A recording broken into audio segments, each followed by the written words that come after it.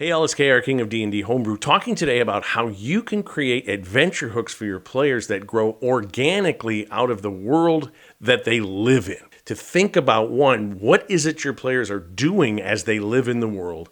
And then how is the world operating around them that reflects their actions and also has a life of its own, such that when they have opportunities to do some new adventure, it isn't just sort of thrust upon them. Because we all know the classic, they're in their tavern and a person runs up and says, "You got to help me.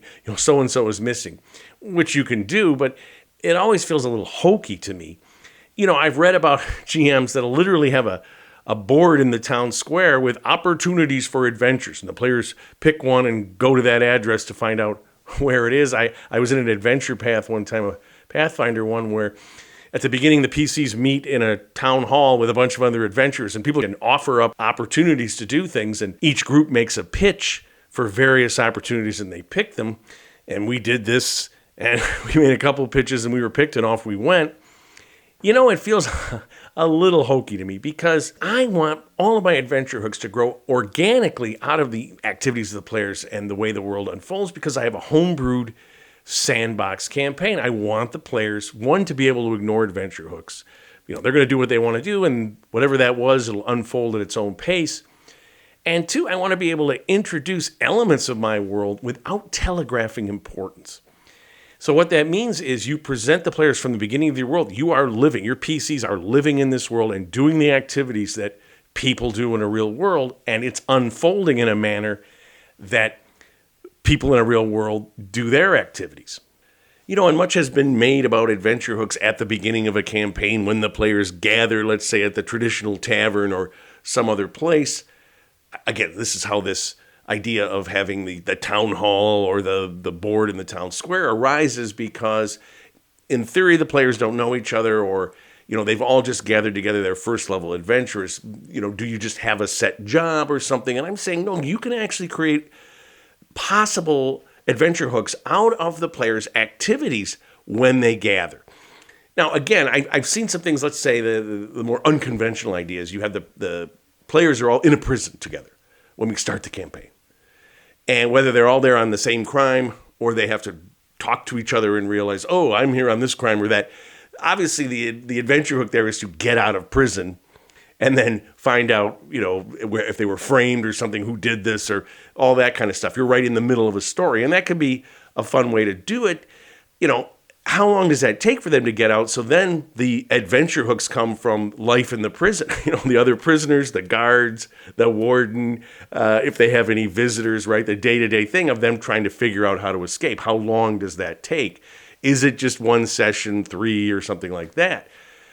But even in a conventional setting, let's say you just use the standard tavern, and the players are going to gather at this tavern. They know I use Zodi, the tavern keep, in mind, and they have some connection to Zodi, and they meet there. Well, as they're getting there, what happens? What's the process? I have this river that runs by my main settlement, and perhaps one player crossing the river on this ferry notices some crates that are marked strangely, and he sees weird people standing there, very suspiciously or something. Or if you have a druid character and he's going through town and he notices in the square some plants that are totally foreign to this area. And maybe when he goes over and looks at them as he's just going by, the person that's selling them takes them and puts them inside their tent they have there in the square. Ideas like that taken from the players moving through just to get to the tavern where they're going to meet the other players, because the idea is these are organic. They had to come to town and they had to go to the tavern and meet up with the other players, or go to this tavern in theory, like your session 0, where they're all, adventurers that want to go out into the world and make their fortunes. What's occurring when they go to the tavern? This is how things happen to us in real life. And there can be unusual. We do get into, car accidents, or we do see a car accident, or we do see a disturbance in the street. We do have some strange person come into our work, if we're, let's say, in a retail environment, and make a scene or something. It happens. So it isn't just, oh, that's so hokey, you did that. And you're doing this organically. The world is operating. That person just goes off and does their own thing. If the players don't intercede right away, but they see this and they think, what was that about? So those opening plot hooks, try to make them as part of your world, and it leads to something that makes sense. Your plot hooks that come out of the players adventuring in the world can be as simple as, if they did the standard caravan thing for their first adventure. And once they get to the destination, whatever happened along the way, you can have plot hooks there. They go to a rest area and then, to water the horses, and they see some activity there out of what they're doing in the world. But once they're done, they have these wagons. Is there a set merchandise that's going to come back on the wagons? Or does someone hanging out at this terminal point where you drop these goods off, or if you're going to an inn or something, do they have some cargo that they want to be transported? And because this is the activity that they're doing, they have these empty carts. And when the players go to exchange their booty, let's say they have gems or gold or whatever at this counting house or something, or they go to buy merchandise, do people see this and go, well, these guys, these adventurers are out there, they're obviously successful, and approach them for something? Because it's coming out of their interaction with the world. They're adventurers that are discovering things, that are clearly know what they're doing. And how much do they affect the world during their adventures? If they rescue a town from bandits, does that renown go and other people start coming to them and asking them, hey, could you help us? And it makes sense because they did this. They had this impact in the world. It's not just the, damsel in distress comes to you out of the blue, right? They come to you because you have this renown. And the second way this happens is when the players are just living their lives between adventures. You call this downtime, right? And what do the players do? Well, they do a lot of the stuff that we do. They have a place to sleep. They get up every day. They have places to eat meals. They're adventurous, so they practice their craft. Fighters working out with their weapons. Wizards researching spells, or just practicing. Clerics that go to their temple to make devotions to their god. And this sort of thing will, allow you to introduce adventure hooks because it comes organically out of those activities. So where do the fighters train? They might have a practice dummy, and maybe it's just in the courtyard of Zodi's Inn, or maybe it's in some other place, a sort of general place where fighters meet, talk about technique, and discuss things. And they go there and they find out some fighter that has always comes here every week or whatever, or trains younger fighters, whatever, he's missing. He hasn't been seen in days or even a week. Do the players investigate? They find out where he lives. Do they decide to go look? And what's happened at this guy's house? Does it look roasted? Does it look perfectly like there's his breakfast moldering on his, kitchen table? He hasn't been here in 3 or 4 days. He just left suddenly. That's an adventure hook that comes out of the activities of the players. The cleric goes to do his devotions and he hears whispers and whatnot. Something's going on. Does he investigate? There are strange animals being mutilated out of a village somewhere near town. Symbols burned into the ground. This comes out of the activities. Why? Because townsfolk would go to a temple to talk about something, desecration, something that is about the occult. This is the sort of thing that they would ask their local priests to investigate. But these are all things that have occurred in the world while the players are doing their usual day-to-day activities.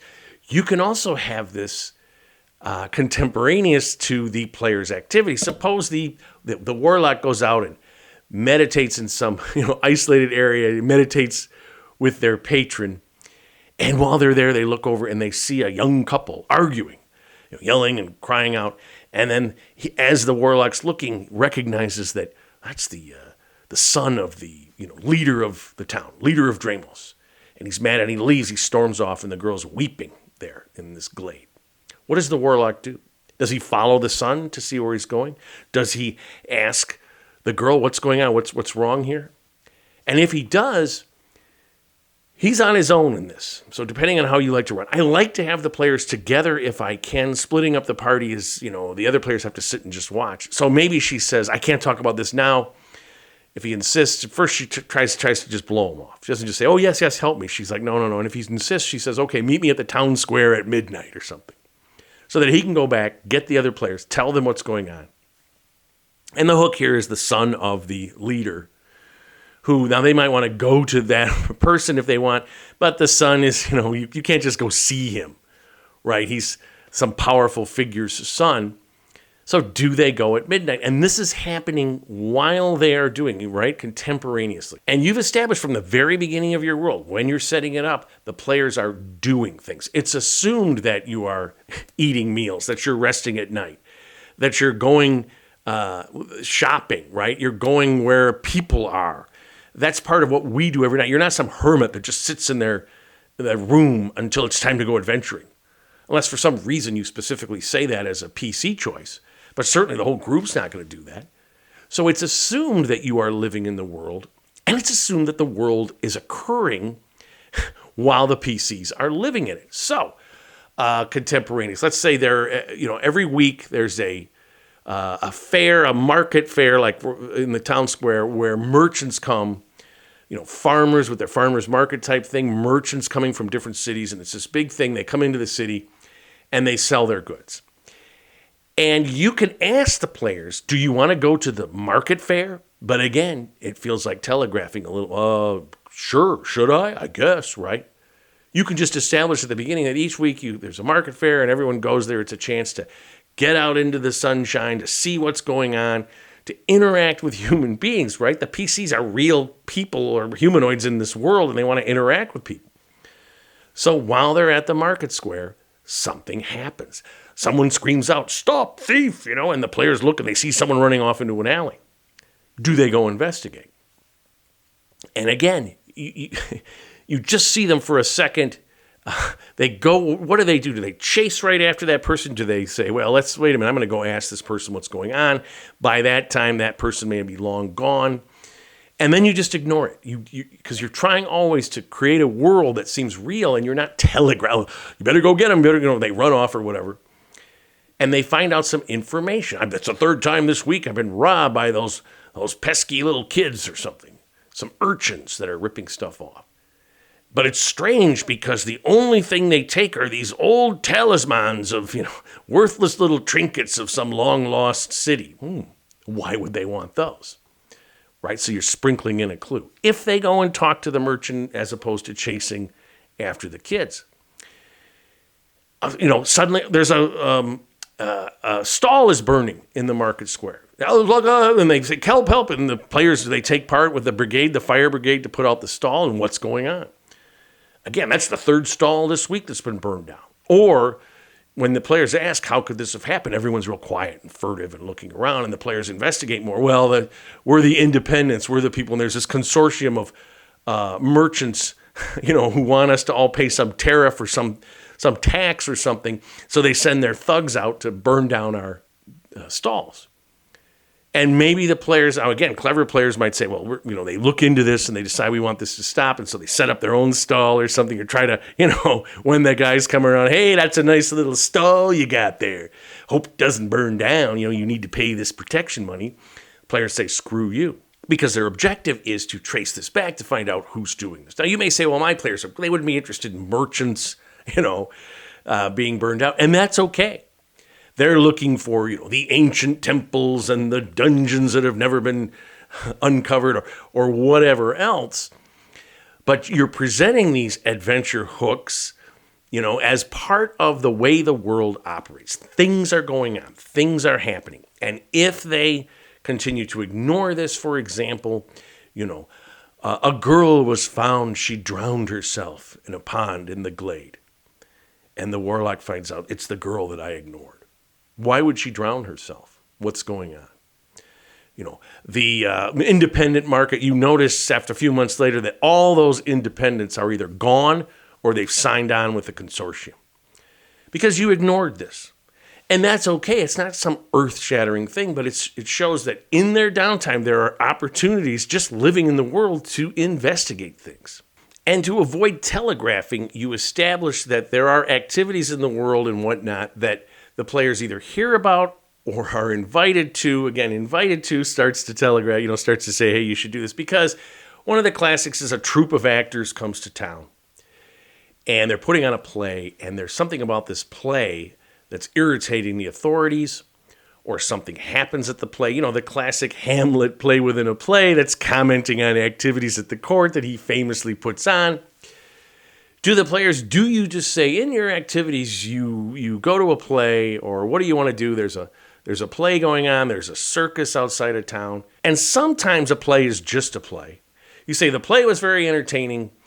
You go home that evening and you've met these actors, and maybe one of the actors is unusual. She's glancing furtively at the players, and that's it. Or maybe not. Or maybe the authorities shut down the play, or maybe the wagons that they travel in are burned down, or destroyed or attacked, because the content of this is a thinly disguised portrait of the ruler of this city, and his son is involved in this young girl's mysterious drowning in the park last year, right?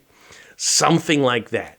But the point is that there are plays going on. There are circuses. There are fairs. There are all sorts of activities that are happening in town. The peasants there's a tax that's been placed on them, and they hold a rally. And, a lot of times in medieval style world, you don't just have a public demonstration. The authorities get involved. So the city guard is going to break this up. And maybe the players hear about this. There's going to be this rally, and we've heard that they're going to bust it up. What do they do? Do they say it's none of our business? Do they say we're too busy trying to find the lost temple of Ishtar? We don't have time for this. Okay. But you're presenting adventure hooks that are rising organically out of the world and the player's relationship to that world. Do they have family members that are involved in the commerce or politics of the city when they set up their backgrounds? Oftentimes they want to be outsiders, or a hermit from way outside, or an urchin that doesn't know anyone. That's okay. You can do that, although they have connections too. The outlander that's from far off is at the market square, and he sees something being sold, and it's a sacred relic of his town. And he's like, where did you get this? And the guy says, I don't know, it just came in. You don't necessarily have to immediately go, oh, it was a mysterious man who, gave me this, didn't even want me to pay him for it, just left it and wandered off. It could be something less dramatic. But he's like, no person in my home community would ever sell this relic. So he purchases it. Maybe the merchant realizes how bad he wants it and asks an exorbitant fee. The player can then decide, is that what you want to do? But now he's got this relic, and now what's going on in my town? And that no other information. Does he want to take the time to travel out to the town? Now, probably, especially if they're busy, especially in my world, they're always up to something. They're always on some mission. So you can sweeten the deal by it being a family member of his or something, or he says to the players, I need to investigate this. I need to go see what's going on in my home village, because nobody would ever sell this relic. And that's just something you don't necessarily, you can just establish that you guys go to the market every week. Do you want entertainment? There's a play, there's a circus, whatever. Circus is a classic example where you can have circus performers, animals that are not really animals. I mean, there's so many opportunities with the activities that would occur in a town or village environment where the players would be doing their downtime. Much less when they go to a new town at the end of a mission. What do you do in town? Are you going to, hang out? Are you going to whatever? Well, what's there to do? Well, there's an inn here. There's a show put on. It's kind of a vaudevillian thing, or Punch and Judy. There's a town square, and the players go there and whatever. And then it doesn't always have to be an adventure hook, but it's opportunities to see things. So remember, when you're creating these adventure hooks, you want them to grow organically. You want them to grow out of the activities of the players and the world around them. You also want, in a sandbox situation, to let them walk by. They don't all have to be earth-shattering things that must be taken up immediately. And it'll make your world, it'll make those adventures. It's not just on a board, let's see, we'll pick this one this week. And it's not just, you're just saying, the leader of the city asks you, you must go do this and save this thing. That's your next mission. Unless you want to run it that way. I don't. I like the organic thought. That things just come up and the players can choose. But whatever the case, if you like what you've seen, please subscribe to my channel. I'd love to hear how you do adventure hooks in your world, how you get the players to be invested in them and follow up. But most importantly, keep playing an RPG game, whichever one you choose, and tell somebody else about it.